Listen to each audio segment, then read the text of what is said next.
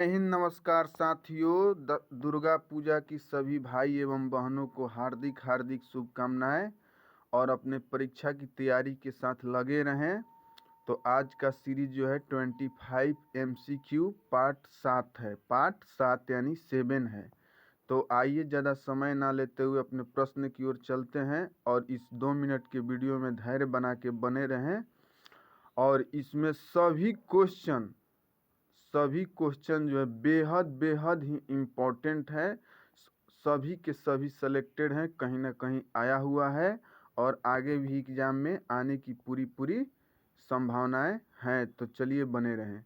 First question है, झलक की संधि किनके किनके बीच हुई? तो बालाजी बाजीराव एवं हैदराबाद के निजाम के बीच। बालाजी बाजीराव जो थे ये तीसरे पेशवा थे।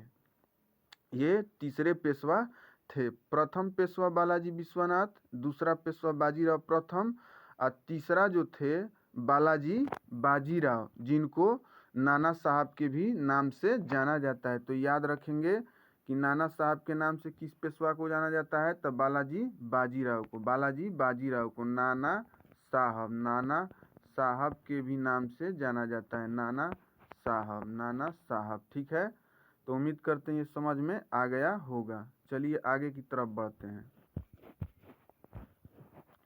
नेक्स्ट क्वेश्चन क्या है? नेक्स्ट क्वेश्चन है, 2011 की जनगणना के अनुसार सबसे अधिक जनसंख्या वाला राज्य और केंद्र शासित प्रदेश दोनों को लिया गया है।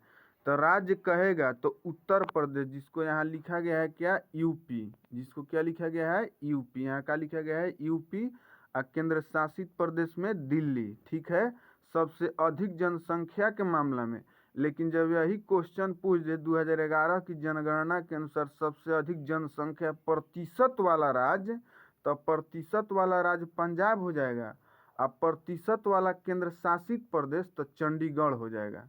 ये दोनों क्वेश्चन को, चारों क्वेश्चन को अच्छी तरह से माइंड में आप याद रखेंगे। स्टार क्वेश्चन है, यानी इसमें सभी के सभी क्वेश्चन वैसा ही क्वेश्चन लिया गया है जो परीक्षा में 110% आने की संभावनाएं बना रहता है। कोई भी क्वेश्चन इसमें ऐसा नहीं लिया गया है। महबूब इलाही उपनाम किसका है? निजामुद्दीन औलिया का। अल्पसंख्यक अधिकार दिवस एवं अंतर्राष्ट्रीय प्रवासी दिवस दोनों 18 दिसंबर को मनाया जाता है। कुंवर सिंह का देहांत कब हुआ था? ये बीपीएससी और बिहार दरोगा में कई बार पूछा गया। इसका डेट जो है बहुत इंपॉर्टेंट रहता है, इसलिए आप इसको अच्छी तरह याद रखेंगे। तो 26 अप्रैल 1858। ये जो थे बिहार आरा से संबंधित थे, Veer Kunwar Singh. I have a dream प्रसिद्ध भाषण किसका है? तो मार्टिन लूथर किंग जूनियर का, जो अमेरिका के आंदोलनकर्ता थे। सामुदायिक सेवाएं अर्थव्यवस्था के किस क्षेत्र के अंतर्गत आता है? तृतीयक क्षेत्र। आदिराज की उपाधि किसने धारण किया था? तो श्रीगुप्त, जो गुप्त वंश का था। दक्कन का पठार कितने भारतीय राज्यों में फैला हुआ है? तो दक्कन का पठार जो है 8 भारतीय राज्यों में फैला हुआ है। वो कौन कौन है आइए देख लेते हैं। आंध्र प्रदेश, तेलंगाना, मध्य प्रदेश, केरल, छत्तीसगढ़, महाराष्ट्र, कर्नाटका, तमिलनाडु। आप इसको अच्छी तरह दिमाग में रखेंगे। डोल्डरम, जिसे शांत क्षेत्र कहते हैं ये कितना से कितना नॉर्थ और साउथ के बीच अवस्थित है? तो विषुवत रेखा से 5 डिग्री उत्तर और 5 डिग्री दक्षिण के क्षेत्र को क्या बोलते हैं? डोल्ड्रम, यानी उसी का नाम है शांत क्षेत्र। ये कई बार एग्जाम में पूछा भी गया है, तो इसलिए ये बहुत इम्पोर्टेंट बन जाता है। दिल्ली सल्तनत का अकबर किसे कहते हैं? तो एफएसटी, यानी दिल्ली सल्तनत का अकबर एफएसटी को कहता है, फिरोज शाह तुगलक को। एफएसटी का मतलब फिरोज शाह तुगलक। चलिए नेक्स्ट की तरफ बढ़ते हैं। पख्तून पत्रिका के लेखक कौन थे? तो खान अब्दुल गफ्फार खान थे, जिन्हें फ्रंटियर गांधी के उपनाम से भी जाना जाता है। एक पारसेक बराबर कितना प्रकाश वर्ष या मीटर? दोनों को सजा करके लिखा गया है। तो एक पारसेक बराबर 3.26 प्रकाश वर्ष या 3.08 × 10⁻16 मीटर। आप इसको अच्छी तरह याद रखेंगे। खीर भवानी मेला का संबंध किस राज्य से है? तो जम्मू कश्मीर से है।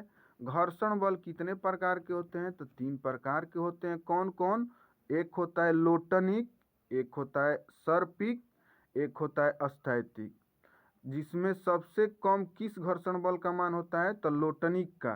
और सबसे अधिक तो स्थैतिक। स्थैतिक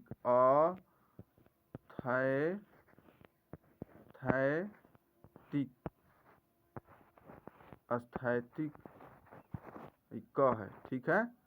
स्थैतिक यानी लोटनिक, सर्पिक, स्थैतिक। सबसे कम किस घर्षण बल का मान होता है? तो लोटनिक का। और सबसे अधिक किस घर्षण बल का मान होता है? तो स्थैतिक का। उम्मीद करते हैं समझ में आ गया होगा। चलिए नेक्स्ट की तरफ चलते हैं। नेक्स्ट है राज्य की परिभाषा किस अनुच्छेद में है? तो 12 में। बोरी वन्य जीव अभ्यारण्य किस राज्य में है? मध्य प्रदेश होशंगाबाद में। मानवाधिकार आयोग में अध्यक्ष सहित कुल कितने सदस्य होते हैं? बेहद ही मस्ट इम्पोर्टेंट है। तो मानवाधिकार में अध्यक्ष के साथ साथ 9 सदस्य होते हैं। केवल ऐसे सदस्य पूछ लेता है 8, लेकिन अध्यक्ष पूछेगा अध्यक्ष के सहित तो 9 गो। सबसे शक्तिशाली चोल शासक तो राजराज प्रथम थे, ठीक है। चलिए आगे बढ़ते हैं। राष्ट्रपति को कोई भी विधेयक पर पुनर्विचार के लिए मंत्रिपरिषद को वापस भेजने का अधिकार है। जैसे राष्ट्रपति कोई भी विधेयक को पुनर्विचार के लिए मंत्रिपरिषद के पास भेज सकता है। यह अधिकार किस संशोधन द्वारा उसको प्राप्त हुआ है? तो 44वां संविधान संशोधन। 44वां संविधान संशोधन। 44वां संविधान संशोधन। ये बिहार दरोगा मेंस 2020 में पूछा भी गया है और कई बार बीपीएससी में भी पूछा गया, इसलिए बेहद इम्पोर्टेंट बन जाता है। तोते ए हिंद किसका उपनाम है? तो अमीर खुसरो का। गलन की गुप्त उष्मा का मात्रक तो 80 कैलोरी पर ग्राम। पोस्ट शब्द का संबंध किस खेल से है? तो पोस्ट शब्द का संबंध जो है यह है गोल्फ से।